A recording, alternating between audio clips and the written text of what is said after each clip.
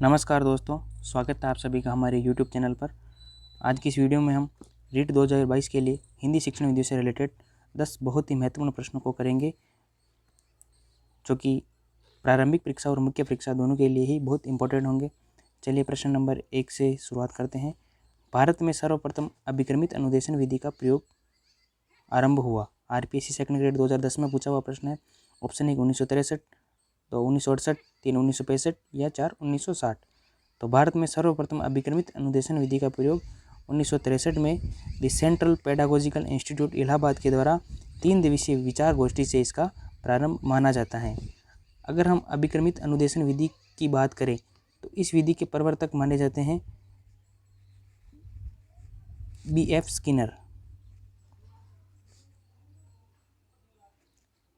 BF Skinner के द्वारा सर्वप्रथम इस विधि का प्रतिपादन किया था और अभिक्रमित शब्द का भी सर्वप्रथम प्रयोग BF स्किनर के द्वारा ही किया गया। लेकिन इस विधि की अगर बात करें तो सर्वप्रथम प्रयोग 1920 के अंदर किया गया था सिडली एल प्रेसे के द्वारा, जिन्होंने एक टीचिंग मशीन बनाई थी।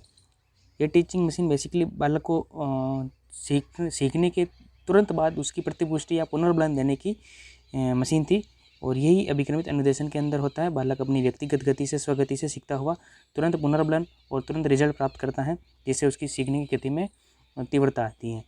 चलिए प्रश्न नंबर 2 की तरफ। Methods and technique of teaching किसकी पुस्तक है? Option 1 Allen, 2 SK Kochar, 3 Kilpatrick या 4 हर्बर्ट। तो methods and technique of teaching पुस्तक है श्रीमती SK कोचर के द्वारा लिखी गई है। इन्होंने methods and technique of teaching के अलावा एक बहुत ही सुंदर व्याख्या की शिक्षण विधियों की, जिसमें उन्होंने कहा कि जिस प्रकार एक सैनिक को लड़ने के लिए विभिन्न हथियारों का ज्ञान आवश्यक है, उसी प्रकार एक शिक्षक को भी विभिन्न शिक्षण विधियों का ज्ञान आवश्यक होना चाहिए। अगर हमें ये कथन भी पूछ लिया जाए और ये कहा जाए कि ये किसके द्वारा कथन कहा गया है, तो ये भी श्रीमती SK कोचर के द्वारा ही कहा गया है। चलिए प्रश्न नंबर 3 की तरफ। उत्तम शिक्षण विधि की विशेषताएं हैं। उत्तम शिक्षण विधि की विशेषताएं हैं। ऑप्शन 1 उत्तम शिक्षण विधि छात्रों में वांछित परिवर्तन लाती हो। ऑप्शन 2 उत्तम शिक्षण विधियां वह हैं जो पूर्व निर्धारित उद्देश्यों की प्राप्ति में सहायक हो। 3 शिक्षण विधि मनोवैज्ञानिक सिद्धांतों का पालन करने वाली हो। या 4 उपयुक्त सभी। तो वांछित परिवर्तन लाने वाली भी होनी चाहिए, निर्धारित उद्देश्यों की प्राप्ति में सहायक हो, ये भी सही है, मनोवैज्ञानिक सिद्धांतों का पालन करने वाली हो, ये भी सही है। तो इसका आंसर हो जाएगा उपयुक्त सभी। इसके अलावा भी शिक्षण विधि की बहुत सारी विशेषताएं होती हैं, जैसे क्रियाशील, बालकों को बालक केंद्रित होनी चाहिए, रटने पर बल न देकर स्वाध्याय पर बल देने वाली होनी चाहिए, वैज्ञानिक दृष्टिकोण का विकास करना चाहिए, बालक में तर्क, चिंतन, विश्लेषण शक्ति का विकास करने वाली होनी चाहिए। इस प्रकार अगर कोई भी ऑप्शन में आ जाए तो वो भी उत्तम शिक्षण विधि की विशेषताएं होगी। प्रश्न नंबर 4। किस विधि में अध्यापक श्यामपट्ट या अभ्यास पुस्तिका पर अक्षर लिख देता है और बालक से कहता है कि वे नीचे स्वयं उसी प्रकार से लिखें? तो ऑप्शन 1 मॉन्टेसरी विधि, 2 रूपरेखा अनुकरण विधि, 3 स्वतंत्र अनुकरण या 4 पेस्थोलॉजी। तो मॉन्टेसरी विधि एक एक करके चारों ऑप्शन की व्याख्या करते हैं। मॉन्टेसरी विधि के अंदर हमें पता है कि इसमें ज्ञानेंद्रिय और कर्मेंद्रिय दोनों की सहायता ली जाती है। बालक पहले अक्षर को देखता है, फिर उसकी ध्वनियों को कानों से सुनता है और उभरे हुए अक्षरों पर अंगुलियां फेरता है। इस प्रकार उसकी लर्निंग प्रोसेस होती है। जबकि रूपरेखा अनुकरण के अंदर शिक्षक हल्के हाथों से अभ्यास पुस्तिका पर आकृति बना देता है। जैसे उसको अगर क्या सिखाना है बालक को, तो वो इस प्रकार से हल्के हाथों से, अब वो बालक से कहेगा इस पर लाइन फेरो, तो बालक अब जब इस पर सीधी लाइनें खींचेगा तो एक पूरा अक्षर बन जाएगा। इस प्रकार का काम होता है रूपरेखा अनुकरण के अंदर। स्वतंत्र अनुकरण, इस विधि में अध्यापक श्यामपट्ट या अभ्यास पुस्तिका पर जैसे क्या लिख दिया, छात्र से कहता है कि अपनी कॉपी में ये लिखो, यह होता है स्वतंत्र अनुकरण में। और पेस्थोलॉजी विधि, इस विधि के अंदर किसी भी अक्षर को खंड खंड, जैसे अगर हमें क्या सिखाना है बालक को, तो पहले ये से 0, फिर उसके बाद ये टुकड़े कर करके उसको सिखाए जाते हैं। तो पेस्थोलॉजी विधि के अंदर आकृति को खंड खंड में करके उनका अभ्यास कराया जाता है। तो इसका सही आंसर क्या हो जाएगा? स्वतंत्र अनुकरण विधि। चलिए प्रश्न नंबर 5 की तरफ। इकाई विधि के प्रवर्तक माने जाते हैं? Option 1 Herbert, 2 Morrison, 3 D L cook या 4 पार्कर। तो इकाई विधि के प्रवर्तक मॉरिसन माने जाते हैं और इकाई विधि का संगठनात्मक प्रारूप हर्बर्ट के द्वारा प्रतिपादित किया गया था, जिसे हम हर्बर्ट की पंचपदीय योजना भी कहते हैं। चलिए प्रश्न नंबर 6 की तरफ। इकाई किसी समस्या या योजना से संबंध जोड़ने वाली क्रियाओं की समग्रता या एकता को प्रकट करती हैं। इकाई विधि की यह परिभाषा दी।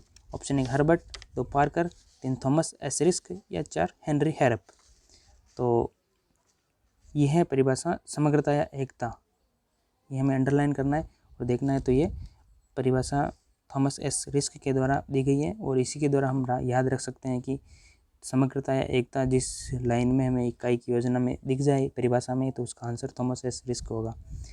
चलिए प्रश्न नंबर 4 की तरफ। प्रश्न नंबर 7 की तरफ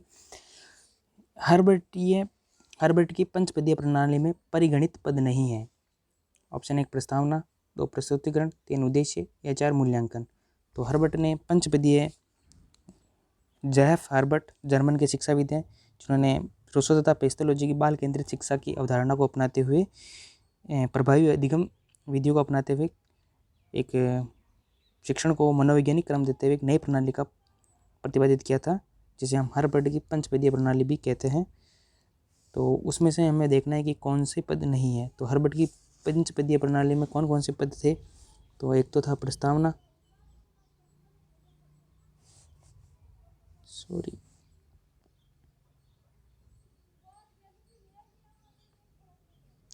2 नंबर पर था प्रस्तुतिकरण,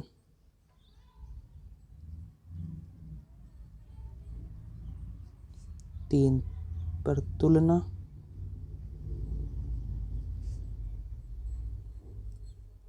4 सामान्यीकरण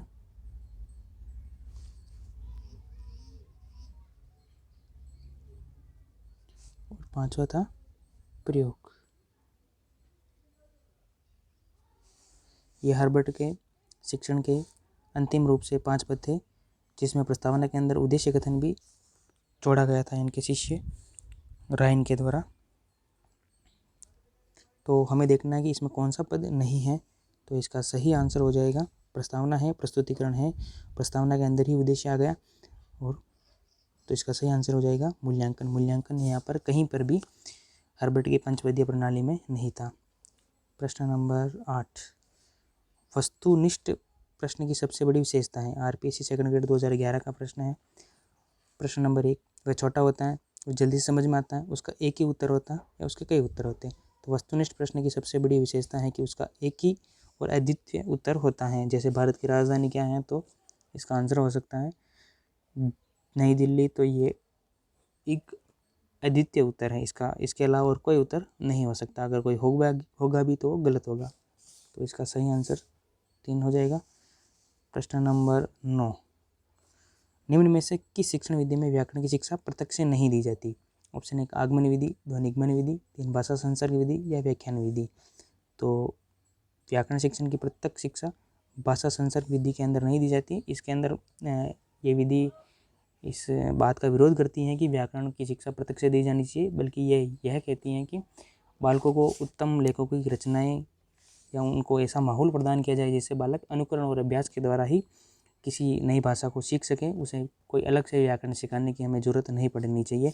तो अगर हमें पूछ लिया जाए कि तो प्रारंभिक स्तर पर व्याकरण शिक्षण के लिए सर्वप्रथम कौन सी विधि सर्वश्रेष्ठ रहेगी, तो उसके लिए रहेगी भाषा संसर्ग विधि की बालक को अनुकरण और अभ्यास के माध्यम से ही नई भाषा को सिखाई जाए। चलिए प्रश्न नंबर 10 की तरफ। दल शिक्षण विधि का सर्वप्रथम प्रयोग किस देश में किया गया? ऑप्शन 1 अमेरिका, 2 जापान, 3 जर्मनी या भारत। तो दल शिक्षण विधि के अंदर सर्वप्रथम प्रयोग इसका अमेरिका में किया गया था। तो दल शिक्षण, एक प्रश्न और भी बनता है यहाँ से कि दल शिक्षण में दल किनका होता है? छात्रों का, शिक्षकों का, दोनों का या उपयुक्त सभी। तो इसका आंसर हो जाएगा दल शिक्षण में दल शिक्षकों का होता है, ना कि छात्रों का। इसके अंदर क्या करते हैं, जैसे हमें हिंदी पढ़ानी है तो हमें हिंदी में क्या करना है, गद्य के लिए कोई अलग टीचर लगा दिया जिसमें गद्य की बहुत ही अच्छी समझ हो।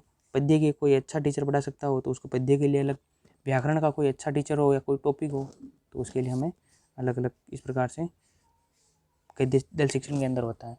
आशा करते हैं आपको प्रश्न अच्छे लगे हो। अगर अच्छे लगे हो तो लाइक करना और चैनल पर विजिट करना। धन्यवाद।